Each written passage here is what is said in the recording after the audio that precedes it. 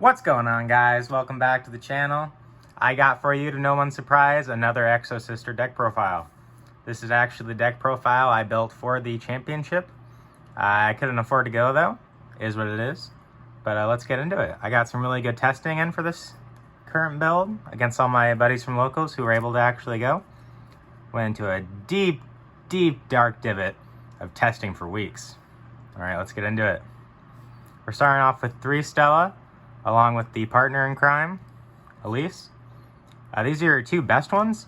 Stella, she can special summon 1 from hand, any of the Exosister cards, and if Elise is on field or you special summon Elise with that effect, you'll gain 800 life points.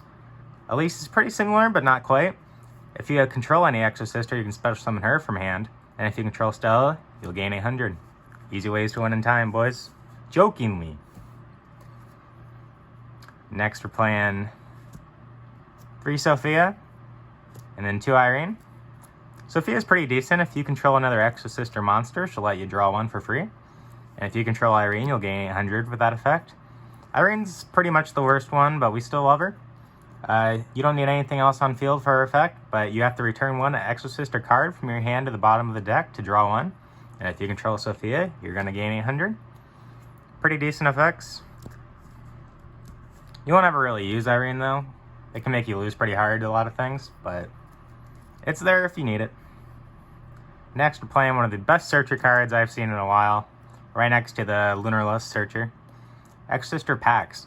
This allows you to search out any Exosister card, except for itself, from the deck. And if you chose a monster and you control the other name mentioned on the text in the graveyard or on the field, you can special summon it straight from your hand. Very useful. Comes up great for extending, and you can even interrupt your opponent's plays. Next, we're playing 1 Carpendium. I love this card. I think it should be played in every single one of the builds. I don't know why it's not. Whenever you exceed summon, the first time you'll do so, you can call out any name and prohibition it from the game for that 1 turn. Very good at interrupting your opponent's plays since you have reactant XYZ summons. And it's also good for back row decks, because on the first attack deck, you can target 1 back row your opponent controls and pop it. Very good card. It has another effect that never really comes up. It's your opponent can't target your monsters with effects from monster special summon from their graveyard. Not very good. Not many decks that are relevant do that right now. So most people forget about it. If it comes up, it's a nice little surprise. Next, we're playing one of the best traps ever, Vadis. This one lets you summon a pair from your deck to the field. You're usually using this reactantly when your opponent does something that will move a card from the graveyard. That way you can get a free special summon twice. Otherwise, if they don't move anything from the graveyard, you can keep it until your turn, and this is full combo by itself, as long as you have 1 extender in hand. Very good card. Next, let's go into the extenders. For the extenders, I'm playing 5 of them. We're playing 2 of Gigabyte. This is probably the best one, because when it's destroyed, you can special summon 1 of your other Charmer tokens from your deck. You can only special summon each of these, or is it control? Yeah, you can only control 1 of each of these names on the board. So that's why I don't like doubling up on them. Like, I've seen 2 of this and 2 of this one, because they're the best ones. But I don't like that, because I have a lot of hands where I'll see multiple of these, and if I can't special summon more than 1 of them, then they're pretty much dead. So yeah, this one lets you special summon 1 from deck, and this one will let you special summon 1 of them from your graveyard. These 2 don't really have relevant effects. You're not going to care about them. I always forget about them. Master Duel is the only reason I ever see them come up, because it'll toggle you every time. Next, we're going to go into hand traps. Playing 3 Ash Blossoms, staple in every deck pretty much. It's very good right now. Branded kind of hard loses to this, so it's pretty nice. Next, the card nobody respects, Dwayne "The Rock" Johnson. No Dex player on this anymore. They don't care. You can punish them pretty hard with that. Next, this card will end people's turns. It kind of sucks that we have to play the same hand trap as Flynderies, but it is what it is. It's a super good card. We don't really care about our graveyard, so why not play it? Then we're playing 3 Imperm. Speaking of Flunder, we hate Flunder. So we need something that can go around a chain link, and these things can do it. Stop their play before it even happens. That way we can actually get our turn and not have to deal with the wind barrier statue that we can't attack over. Next, we don't like to get hand trapped ourselves, so we're playing 1 called by and 2 crossout designaires. We have a pretty heavy hand trap lineup, so you might as well play this. We're playing pretty much everything that our deck will lose to, so why not basically have a 3rd and 2nd called by the groove? It's pretty nice. I don't know, it hasn't come up that often, but when it does come up, it feels so good. Next, we are playing Degenerate deck. So we're playing Degenerate cards. You have to play unfair to compete. We're playing 3 Mystic Minds. If they out your board, this deck takes like 2 or 3 turns to actually get the cards they need to play again. So we need to buy ourselves the time. And next, I hate back row with a passion.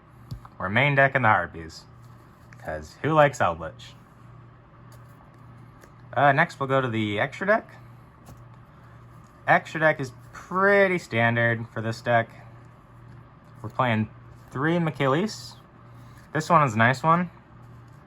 You can detach 1 to search a spell or trap of Exosister. Very helpful. People will burn their ashes on this. It's pretty nice. If they burn any monster effect or like an effect failure, you can just chain her other effect. The turn she's summoned using an Exosister monster, you can target 1 card in their field or graveyard and banish it.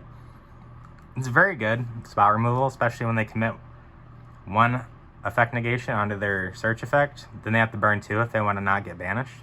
Very good card. Next, we're going for the second one. We're playing 2 Caspatel. This one on summon with an Exosister as material will make sure neither player can special summon monsters from either graveyard. That's pretty nice. Not for many decks anymore. I can't even think of one that comes to mind right now that this would come up with. But her really good effect is that she can search a monster, any Exosister monster, by detaching 1. It's very nice. Next, we're playing 1 Asphophil and 1 Jabrine. I would like to bump this up to 2. But since we don't lock ourselves into Exosisters with much other than the trap right now, when Malfa comes out, we'll have to play more Exosisters, and I would love to bump this to 2. But we can play utility cards, so it's kind of hard justifying having this at 2. When she's special summoned using Exosister, she'll lock both players' graveyards like a Dweller. You can't activate card effects or anything. It's pretty nice. And the effect that I always forget about, but is super handy, you can detach 1 and target 1 of your opponent's monsters and return it to the hand. Super nice effect. Gibrain, not very good. The turn she's summoned, you can target any monster on the field and negate their effects. It kind of comes up. She's got a big butt though, so that's actually one of the nicest things about her.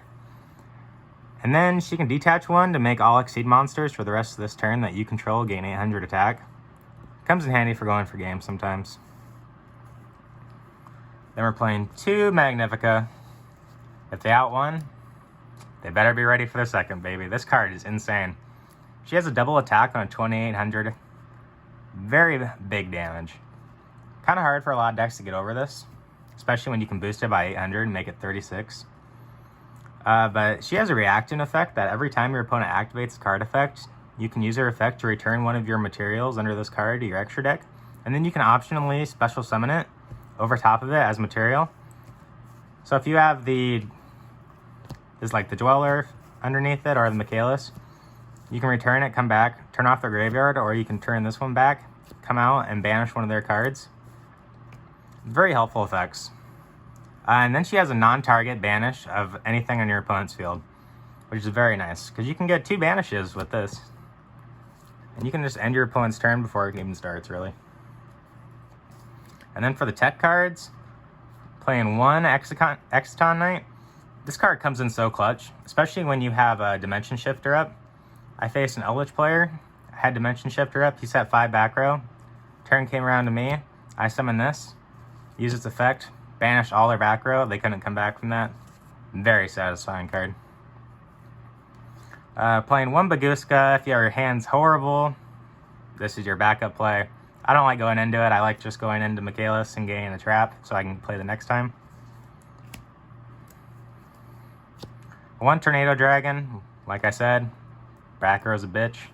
Never want to see it, get rid of it. And we're playing Exceeds, baby. So we're playing the best Exceed there is. Mr. Zeus. Get rid of that board, baby. And then the last two are kind of whatever you want. I just do a Selene and an access code. I don't think I've ever summoned these IRL. When I play on Dueling Book, I'll summon it every once in a while to get out of tough situations. But it's mainly here because I face a lot of Eldritch on my locals. And we were crafting the Eldritch deck, and we were talking about playing Ibly in it since you don't use your normal summon. And this deck can't be an Ibly on board, so you need something to be able to link it off with. So this is my options. I would play Selene if I had it, just because you can get a 3 out and then make this a big boy. But I don't have it. It's too expensive, and I'm not going to play it anything else, so why get it? So let's move on to the side deck. We're playing 2 DD Crow.